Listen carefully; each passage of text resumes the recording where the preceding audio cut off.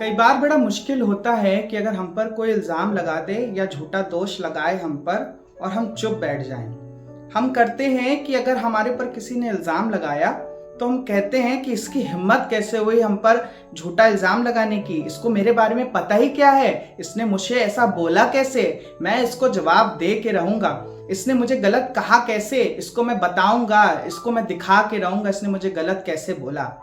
ये आक्रोश हम मनुष्य के जीवन में बहुत होता है और ऐसा कभी नहीं हो सकता कि अगर हम पर किसी ने गलत इल्ज़ाम लगाया है तो हम उसे जवाब ना दें। प्रेज लॉर्ड, मैं अनिकेत सिंह एक बार फिर से आपका स्वागत करता हूं हमारे सीरीज में फ्रॉम प्रॉमिस टू पैशन। और आज का हमारा टाइटल है false accusation and silent lamp.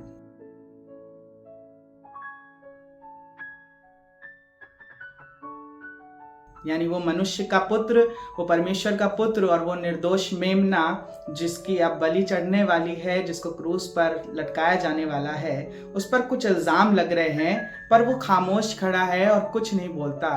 पर ऐसा क्यों हुआ? आइए थोड़ी देर इस बात के बारे में जानेंगे और सीखेंगे। मरकुस रचित सुसमाचार उसका 14वां अध्याय और उसकी 55वें पद से हम पढ़ेंगे। यहाँ पर लिखा है, प्रधान याजक और सारी महासभा यीशु को मार डालने के लिए उसके विरोध में गवाही की खोज में थे पर ना मिली, क्योंकि बहुत से उसके विरोध में झूठी गवाही दे रहे थे पर उनकी गवाही एक सी ना थी। तब कुछ लोगों ने उठकर उसके विरुद्ध ये झूठी गवाही दी, हमने इसे ये कहते सुना है, मैं इस हाथ के बनाए हुए मंदिर को ढा दूंगा और 3 दिन में दूसरा बनाऊंगा जो हाथ से बना हो। इस पर भी उनकी गवाही एक सी ना निकली। तब महायाजक के बीच में खड़े होकर यीशु ने पूछा, तू कोई उत्तर नहीं देता? ये लोग तेरे विरुद्ध में क्या गवाही देते हैं? परंतु वह मौन साधे रहा और कुछ उत्तर ना दिया। महायाजक ने उससे फिर पूछा, क्या तू उस परम धन्य का पुत्र है? यहाँ पर यीशु मसीह किसी भी बात का जवाब नहीं दे रहा है। क्यों? क्योंकि उसे मालूम है कि ये प्याला जो उसने पिया है, हमने पिछली वीडियो में देखा इस बात को जब हमें बताया गया कि यीशु मसीह ने कहा अपने बाप से कि हो सके तो ये प्याला मुझसे टल जाए, पर बेहतर ये है कि मेरी इच्छा नहीं, जैसा मैं चाहता हूँ वैसा नहीं, परंतु तेरी इच्छा जैसा तू चाहता है वैसा ही होने पाए। उसको मालूम था ये उसके बाप की मर्जी में है कि ये वाला काम होने पाए, उसका अपमान होने पाए, क्योंकि पहले से ही इस बात की भविष्यवाणी की गई है। जब हम उसको पढ़ेंगे यशाया भविष्यवक्ता की पुस्तक में, यहाँ पे लिखा है यशाया नबी की पुस्तक उसका 53वां अध्याय और उसकी 7वीं आयत इस बात को बता रही है, इस बात के प्रोफेसाई किया जा रहा है। लिखा है, वो सताया गया तो अभी वो सहता रहा और अपना मुंह ना खोला। जिस प्रकार भेड़ वध होने के समय और भेड़ी ऊन कतरने के समय चुपचाप शांत रहती है, वैसे ही उसने भी अपना मुंह ना खोला।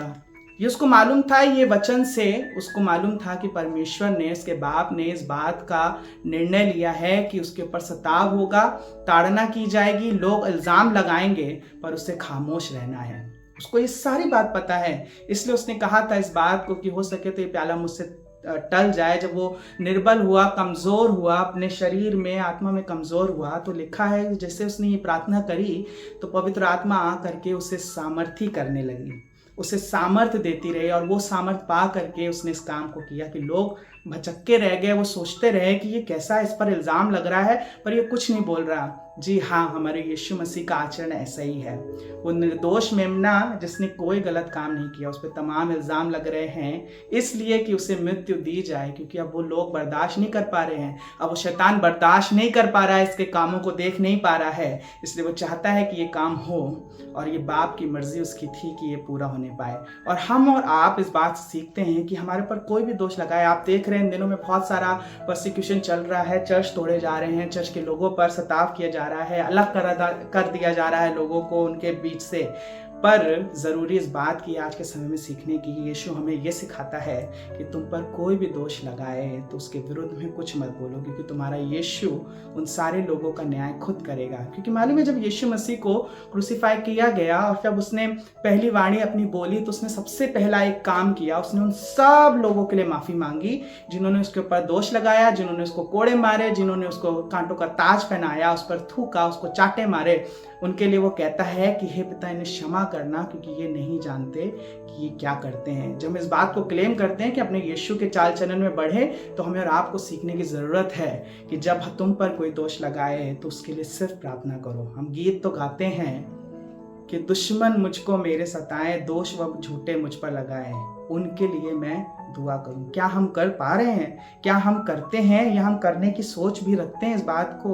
परंतु हम तो सोचते हैं कि अगर मुझ पर इल्ज़ाम लगाया है तो मैं इसे बर्बाद करके रहूँगा। इसने मुझ पर झूठा इल्ज़ाम लगाया कैसे? कई बार तो सच्चे इल्ज़ाम के लिए भी हम लड़ बैठते हैं, पर यहाँ पर झूठे इल्ज़ाम लगाने वालों के लिए यीशु मसीह प्रार्थना कर रहा है और कह रहा है कि हे पिता इन्हें क्षमा कर, क्योंकि ये नहीं जानते कि ये क्या करते हैं। और मालूम है इसके इस आचरण से वहाँ पर जब सारी चीज़ें हो गई, यीशु ने अपने प्राण को त्याग दिए, जब सारे शहर में अंधेरा हो गया तीसरे पहर के वक्त, तब वहाँ पे एक सैनिक खड़ा था और उसने इस बात को देखा और कहा कि निश्चय ये मनुष्य परमेश्वर का पुत्र है। आपके इसी आचरण को देख के जब आप यीशु की चाल चलन में बढ़ेंगे, आपके इन्हीं आचरणों को देख करके जब आप कुछ नहीं बोलेंगे, दुनिया आपको तमाम चीज़ें बोले, परमेश्वर को लेकर के बोले, तो आप कुछ मत कहिए, सिर्फ एक बात कहिए, परमेश्वर मैं इनके लिए दुआ कर रहा हूँ कि इनके आचरणों को, इनके विचारों को बदले। तो लोग आपके आचरण को देख के कहेंगे कि ज़रूर परमेश्वर के लोग हैं, ये परमेश्वर पर विश्वास करते हैं, और जिन पर ये विश्वास करते हैं, जिनकी ये बातें करते हैं, वो सच में जिंदा और सच्चा खुदा है। एक आयत और आखिरी बताना मांगूंगा जो हम सब ने बचपन से पढ़ी है, संडे स्कूल में सिखाई है। मत्ती 5 लिखा है, मत्ती 5 और उसके 10वें पद में लिखा है, धन है वे जो धर्म के कारण सताए जाते हैं, क्योंकि स्वर्ग का राज्य उन्हीं का है। अगर आप सताए जा रहे हैं, आप पे परेशानी आ रही है, आपको लोग परसिक्यूट कर रहे हैं, आपके ऊपर सता रहे हैं, आपको सताव डाल रहे हैं, आपको बर्बाद करने की कोशिश कर रहे हैं, आप पे झूठे इल्ज़ाम लगा के आपको फंसा रहे हैं, ज़रूरी है कि उनके लिए दुआ करें, क्योंकि खुदा बाप कहता है, धन है वे जो धर्म के कारण सताए जाते हैं, क्योंकि स्वर्ग का राज उन्हीं का है। आपने अपने झूठे इल्ज़ामों पर रिएक्ट ना करके अपनी जगह स्वर्ग में स्थापित करी है। खुदा बाप आपके जीवनों को बदले, हमारे मनों को बदले, और सच में हमें और आपको यीशु मसीह से सीखने की ज़रूरत है कि जो लोग तुम पर ताड़ना डालें, जो लोग तुम पर झूठी गवाही डालें, उनके लिए प्रार्थना करो, क्योंकि मसीह का आचरण और मसीह के विचार हमें यही सिखाते हैं। आइए मिल करके उन सारे लोगों के लिए दुआ करें जो हमें और आपको गलत ठहराते हैं। किसी से बदला लेने की ज़रूरत नहीं, खुदा के लोगों,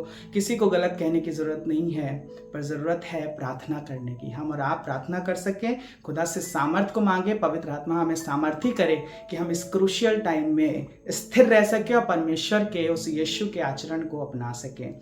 इन दिनों में जितनी भी सारी वीडियोस आपको अच्छी लगी हों, ज़रूर से कमेंट करके हमें बताएं, अपनी गवाही शेयर करें हमारे साथ, ताकि हम सब भी बरकत वजीर हो सके। और हमारे इस चैनल को ज़रूर से सब्सक्राइब करें और बने रहें हमारे साथ आने वाले और भी एपिसोड्स में, ताकि खुदा बाप हम सबको मिलकर बरकत दे। खुदा आपको बहुत आशीष दे। Praise the Lord.